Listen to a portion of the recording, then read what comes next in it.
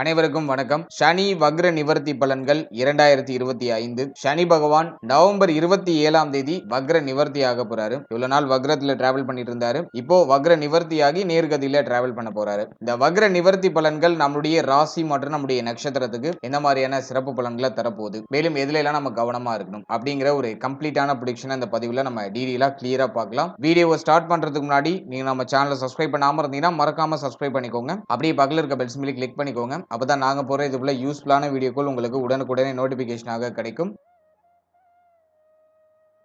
இப்போது காலச்சக்கரத்துக்கு 10வது ராசியா வரக்கூடியது மகரம். மகர ராசி மற்றும் மகர ராசியுடைய நட்சத்திரங்களுக்கு இந்த சனி வக்ர நிவர்த்தி பலன்கள் எப்படி இருக்கு அப்படிங்கறத நம்ம இப்போ டீடெயிலா கிளியரா பார்க்கலாம். மகரம் நம்ம எடுத்துட்டோம்னாக்கா அதுல 3 நட்சத்திரங்கள் இருக்கு. உத்திராடம், திருவோணம், அவிட்டம். இந்த 3 நட்சத்திரமும் மகர ராசியில வரக்கூடிய நட்சத்திரம். இந்த நட்சத்திரத்துல பிறந்திருந்தீங்கன்னா நீங்க மகர ராசியா இருப்பீங்க. பொதுவா இப்போ சனி பகவான் நம்முடைய ராசி மற்றும் நம்முடைய நட்சத்திரத்துக்கு 3ஆம் இடத்துல டிராவல் ஆயிட்டு இருக்காரு. 3ஆம் இடம் அப்படிங்கிறது தைரிய வீரிய பராக்கிரம ஸ்தானம். இதுல பொதுவா சனி பகவான் அமர்றது ஒரு வகையில நல்லதுதான். ஆனா இப்ப வக்ரத்துல இருக்கிறது அந்த அளவுக்கு சிறப்பு இல்ல. இப்ப வக்ர நிவர்த்தி ஆகிறது உங்களுக்கு பெரிய நல்ல அமைப்புகளை கொடுக்கும். மேலும் சனி பகவான் குரு பகவானுடைய பார்வையில வேற வர போறாரு. அது இன்னும் கூடுதல் சிறப்பு. சனி பகவானை இன்னும் உத்வேகப்படுத்துவாரு. சனி பகவான் முழுமையாக செயல்படக்கூடிய அமைப்பை இந்த காலகட்டங்களில் நீங்க நிச்சயமா அனுபவிக்கலாம். சோ அதுல நிறைய பாசிட்டிவான ரிசல்ட் உண்டு. இருப்பினும் சனி பார்க்கக்கூடிய இடங்கள் சர்வநாசம் சொல்லியிருக்காங்க. அதன் அடிப்படையில சனி பகவான் 3ஆம் இடத்துல அமர்ந்து நம்முடைய ராசி மற்றும் நம்முடைய நட்சத்திரத்துக்கு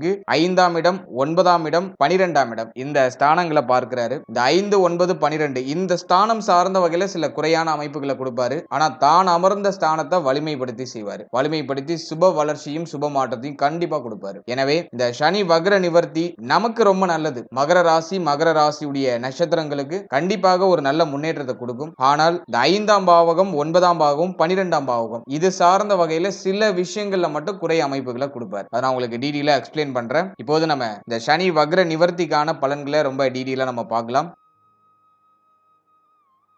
முதலாவதா சனி பகவான் 3ஆம் இடத்துல டிராவல் பண்ணிட்டு இருக்காரு. நவம்பர் 27ல வக்ர நிவர்த்தி ஆகிறாரு. குரு பார்வையில வராரு. அது ஒரு யோகமான அமைப்பு. 7.5 சனி கடந்து இப்போ நமக்கு முயற்சி ஸ்தானி அப்படிங்கக்கூடிய ஒரு தைரிய சனி போயிட்டு இருக்கு. அது ஒரு நல்ல அமைப்பு. ஆனா ராகு பகவான் 2ஆம் இடத்துல என்டர் ஆயிட்டாரு. 8ஆம் இடத்துல கேது பகவான் என்டர் ஆயிட்டாரு. அது கொஞ்சம் குற்றமான அமைப்பு. 218ல ராகு கேது இருக்கிறது அந்த அளவுக்கு ஃபேவர் இல்ல. அதனாலதான் மகர ராசி மற்றும் மகர ராசியுடைய நட்சத்திரங்களுக்கு 7.5 சனி முடிஞ்சுமே சில சிரம அமைப்புகள், சில கஷ்ட அமைப்புகள், இன்னும் சனி முடிஞ்சிட்டாங்கிற டவுட் கூட நிறைய பேருக்கு இருக்கு. அதற்கான காரணம் என்னன்னா 218ல ராகு கேது இருக்கிறது. 2ஆம் இடத்துல ராகு இருக்கிறது குடும்பம், குடும்ப வாழ்க்கை, பொருளாதாரம், நம்முடைய பேச்சுவார்த்தை, வாக்கு சம்பந்தப்பட்ட விஷயம் இதுல எல்லாம் ஒரு மாதிரி குறை அமைப்புகளை கொடுக்கும். பிரச்சனைகளையும் கஷ்டங்களையும் மனக்கசப்புகளையும் கொடுக்கும். ஒருத்தவங்களுக்கு கொடுத்த வாக்கை காப்பாத்திருக்க முடியாது. அந்த குறையையும் இந்த ராகு பகவான் 2ல அமர்ந்திருக்கக்கூடிய ராகு பகவான் கொடுப்பார். 8ல இருக்கிற கேது கஷ்டத்தை கொடுக்கும். வம்பு வழக்கு பிரச்சனையை கொடுக்கும். அவசரப்பட்டு ஒரு விஷயத்துல முடிவெடுத்து அதுல சில மன வருத்தங்களை கொடுக்கும்.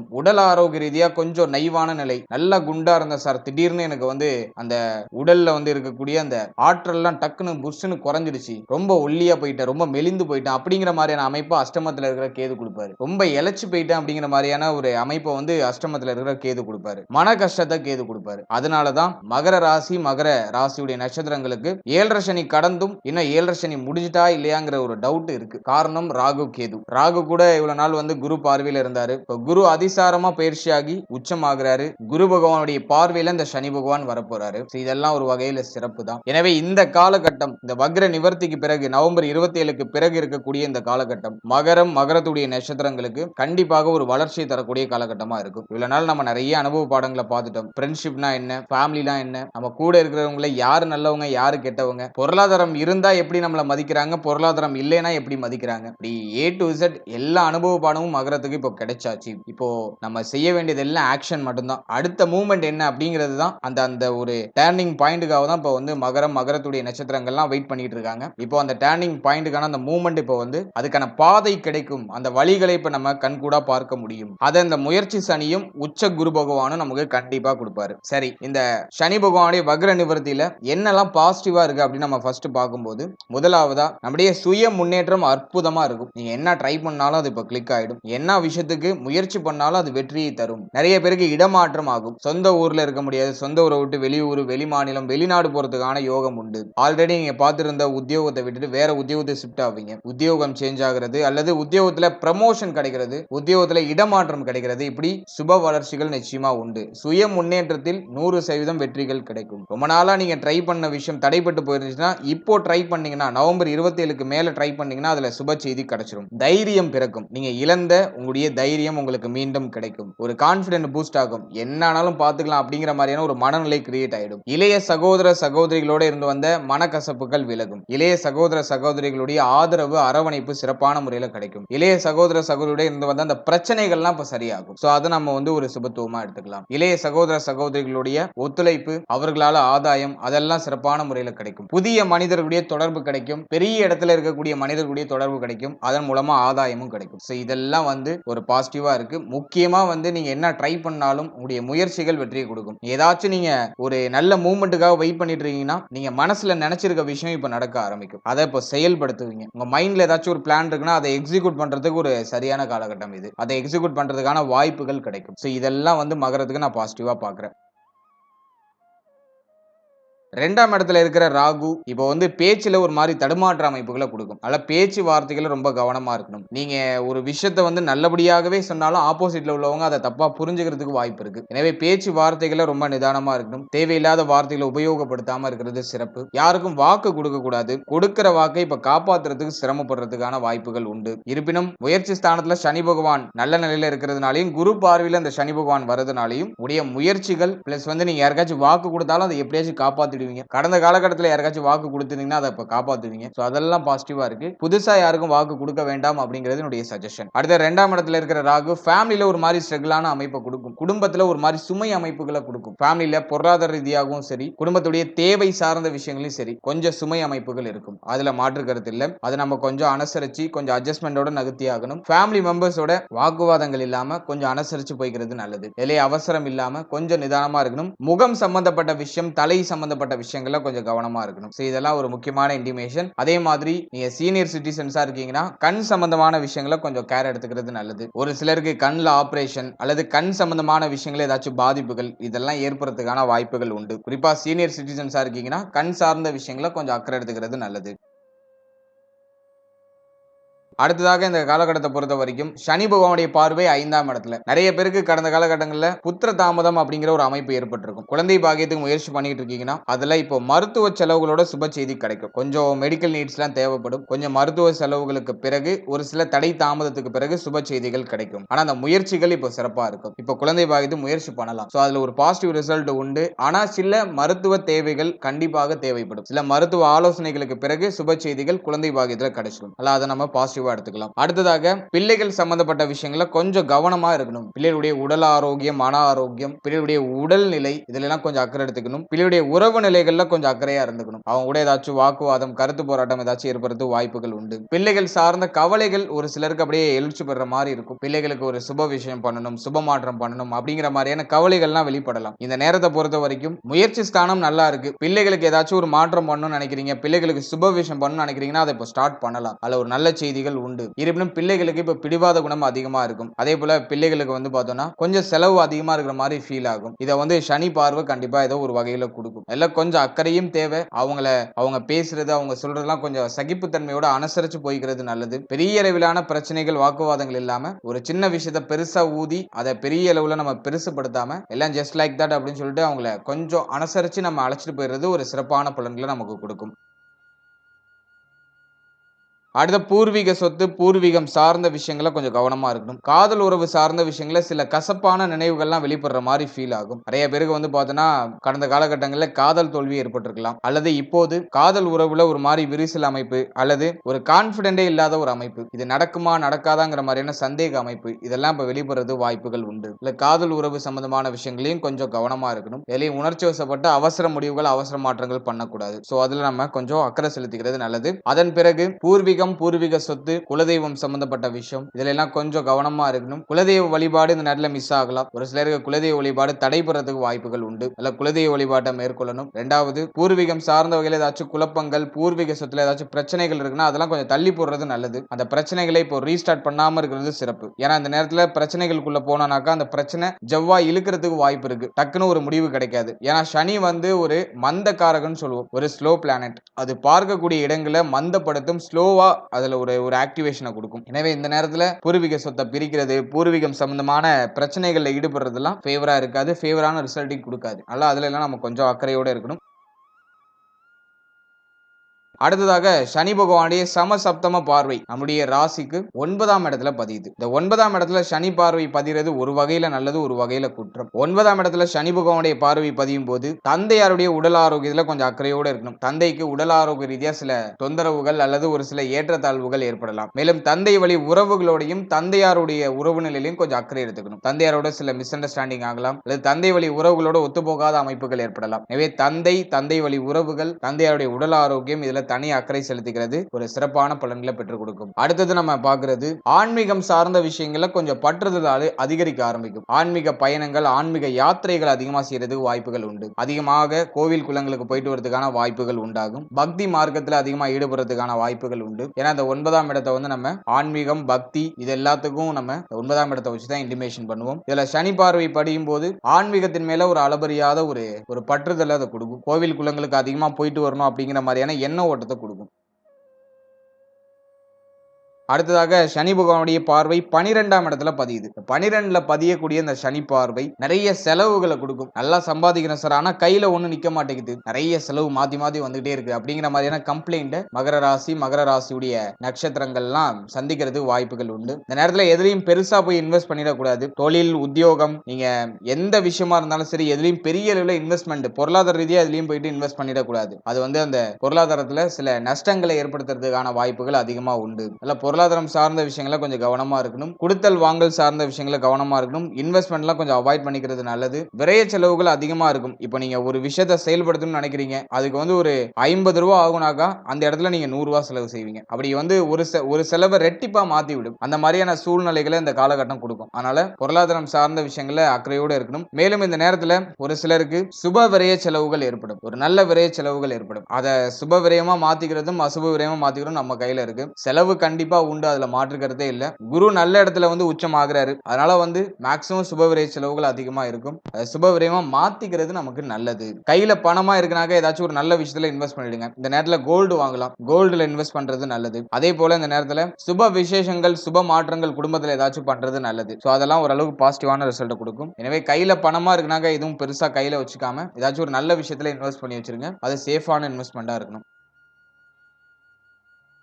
அடுத்தது நம்ம மெயினா பாக்குறது இந்த 12ல பதியக்கூடிய இந்த சனி பகவானுடைய பார்வை அப்படிங்கிறது அதிகமான அலைச்சலை கொடுக்கும். நிறைய டிராவல், நிறைய உழைப்பு, நிறைய அலைச்சல் இதை மாத்தி மாத்தி கொடுக்கும். எனவே இதுல நிறைய அலைச்சல் வந்து பார்த்தோம்னா தேவையில்லாத தண்ட அலைச்சலாக இருக்கிறது வாய்ப்பு இருக்கு. எனவே அலைச்சல்லாம் கொஞ்சம் கம்மி பண்ணிக்கணும். டிராவலிங்லாம் கொஞ்சம் குறைச்சிக்கிறது நல்லது. இரவு நேரங்கள்ல அதிகமா பயணம் பண்றதை குறைச்சிக்கிறது நல்லது. இதெல்லாம் நீங்க கொஞ்சம் பராமரிக்கணும். அதே மாதிரி 12ல சனி பார்வை பதியும் போது தூக்கம் வராது, தூக்கமின்மைங்கிற பிரச்சனை இருக்கும். டயத்துக்கு சாப்பிட முடியாது, நேரத்துக்கு ஒரு உணவு கிடைக்காது, ஒரு நல்ல வயிறாத ஒரு ருசியான உணவு கிடைக்காது. அயன சயன போஜனம் இதுல வந்து ஒரு மாதிரி சில குழப்ப அமைப்புகள், சில பிரச்சனையான அமைப்புகள்லாம் இருக்கும். எனவே முடிஞ்ச அளவுக்கு ஒரு ஷெட்யூல் ப்ரிப்பேர் பண்ணி டயத்துக்கு சாப்பிடுங்க, டயத்துக்கு தூங்குங்க, மைண்டை ரிலாக்ஸா வச்சுக்கோங்க.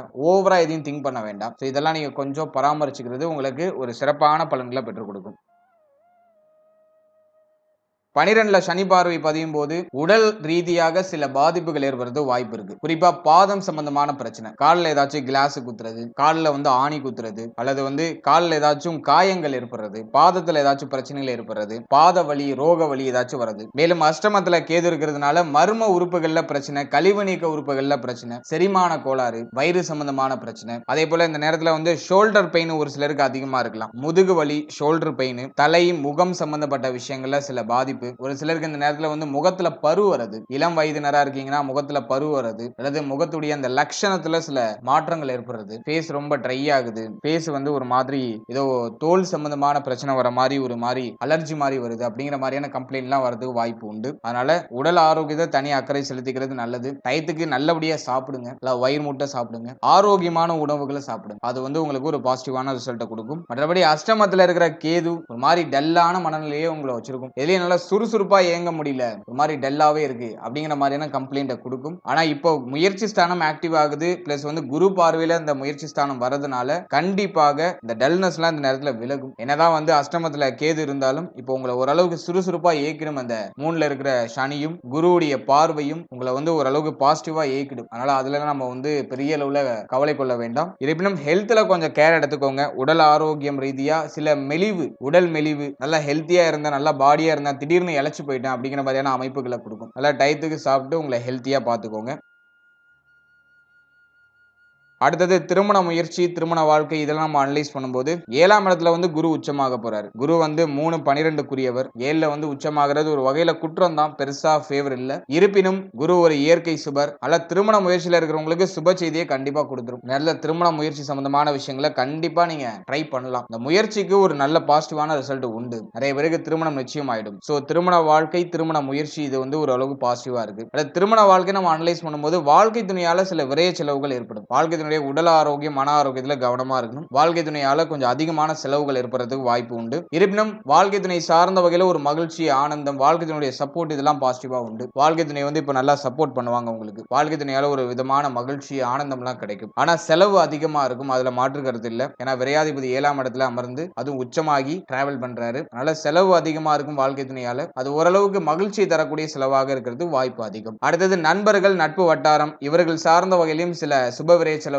ஏற்படும். நண்பர்கள் சார்ந்த வகையில சில அதிகமான செலவுகள் ஏற்படுறது வாய்ப்பு இருக்கு. அல்ல அதுலயும் நமக்கு ஓரளவுக்கு மகிழ்ச்சிகள்லாம் கிடைக்கும். அதே மாதிரி இந்த நேரத்துல பயணங்கள் அதிகமா இருக்கிறது வாய்ப்பு உண்டு. ஏன்னா 12-3 கூடிய ஒரு கிரகம் அவர் வந்து 7ஆம் இடம் பயண ஸ்தானத்துல டிராவல் பண்றதுனாலையும், அவர் வந்து சர வீட்டுல டிராவல் பண்றதுனாலையும் கொஞ்சம் நீண்ட தூர பயணங்களை மேற்கொள்றதுக்கு வாய்ப்பு இருக்கு. வெளியூர், வெளி மாநிலம், வெளிநாடு போறதுக்கான வாய்ப்புகள், யோகங்கள்லாம் சிறப்பான முறையில கிடைக்கும். அதுக்கெல்லாம் முயற்சி பண்றீங்கன்னா அதுக்கு இது ஃபேவரான டைம் பீரியடா இருக்கும். சோ அதெல்லாம் நம்ம பாசிட்டிவா எடுத்துக்கலாம். அடுத்த ஸ்டூடெண்ட்ஸ், மாணவிகளை பொறுத்த வரைக்கும் முயற்சி ஸ்தானம் ஆக்டிவ்ல இருக்கிறதுனால கல்வி சார்ந்த வகையில பெரிய அளவிலான தடுமாற்றங்கள்லாம் எதுவும் இல்ல. ஏன்னா புத்தி ஸ்தானம் கொஞ்சம் வீக்கா இருக்கு. அதனால நிறைய டிஸ்ட்ராக்ஷன்ஸ் வரும். போக்கஸ்டா இருக்க முடியாது மாணவிகளால. அது மட்டும் தான் கொஞ்சம் மைனஸா இருக்கு. மற்றபடி எதுவும் பெரிய அளவுல நெகட்டிவா இல்ல. இந்த நேரத்தை பொறுத்த வரைக்கும் கொஞ்சம் போக்கஸ்டா இருக்கிறது ட்ரை பண்ணுங்க. கவனச்சிதறெல்லாம் கொஞ்சம் குறைச்சிட்டு தேவையில்லாத விஷயங்கள்லாம் கொஞ்சம் அவாய்ட் பண்ணிட்டு நண்பர்களோட அதிகமான நேரத்தை செலவிடுறதெல்லாம் கொஞ்சம் குறைச்சிட்டு கொஞ்சம் படிப்புல நீங்க கவனம் செலுத்தும் போது ஒரு நல்ல மதிப்பெண், நல்ல ஒரு வளர்ச்சியை கண்டிப்பா அடைய முடியும். இருப்பினும் கல்வி சார்ந்த வகையில பெரிய அளவிலான குழப்ப அமைப்புகள்லாம் எதுவும் இல்ல. கொஞ்சம் டிஸ்ட்ராக்ஷன்ஸ் இருக்கும். அதை மட்டும் கொஞ்சம் அவாய்ட் பண்ணிட்டோம்னாக்கா ஸ்டூடெண்ட்ஸுக்கு இந்த நேரம் வந்து பாசிட்டிவா இருக்கும். ஓவராலா இந்த சனி வக்ர நிவர்த்தியை பொறுத்த வரைக்கும் மகரத்துக்கு ஒரு ஏற்றத்தையும் ஒரு வளர்ச்சியும் கண்டிப்பா கொடுக்கும். நான் சொல்லியிருக்க விஷயங்கள் சனி பார்க்க சர்வநாசம் சொல்லியிருக்காங்க. எனவே பார்வைக்கு தான் கொஞ்சம் நிறைய நெகட்டிவான விஷயங்களை சொல்லியிருப்பேன். ஆனா உங்களுடைய முன்னேற்றத்திலையும் உங்களுடைய முயற்சியிலும் பெரிய அளவுல எந்த தடுமாற்றமும் இருக்காது. நினைக்கிறத செயல்படுத்தலாம். இல்ல தைரியமா உங்க மனசுல இருக்கிறத செயல்படுத்துங்க. அதுல சுப செய்திகள், சுப மாற்றங்கள் கண்டிப்பா உண்டு. நான் சொல்லியிருக்க விஷயங்கள்ல மட்டும் கொஞ்சம் அக்கறை எடுத்துக்கோங்க. நான் சொல்லியிருக்க அந்த நெகட்டிவான விஷயங்கள்ல ஏதாச்சும் சிம்டம்ஸ் உங்களுக்கு வெளிப்பட்டா மட்டும் கொஞ்சம் உஷாராகி அதுல இருந்து கொஞ்சம் விலகி இருக்கிறதுக்கு ட்ரை பண்ணுங்க. மற்றபடி எதுவும் பெரிய அளவுல நெகட்டிவா இல்ல. வர வாய்ப்புகளை சரியா பயன்படுத்தி உங்களுடைய வாழ்க்கை பயணத்தை தொடருங்க. அதுல கண்டிப்பா சுப மாற்றங்கள் உண்டு. நிறைய நல்ல விஷயங்கள் நமக்கு பாசிட்டிவா நடக்கும். வாழ்த்துக்கள்.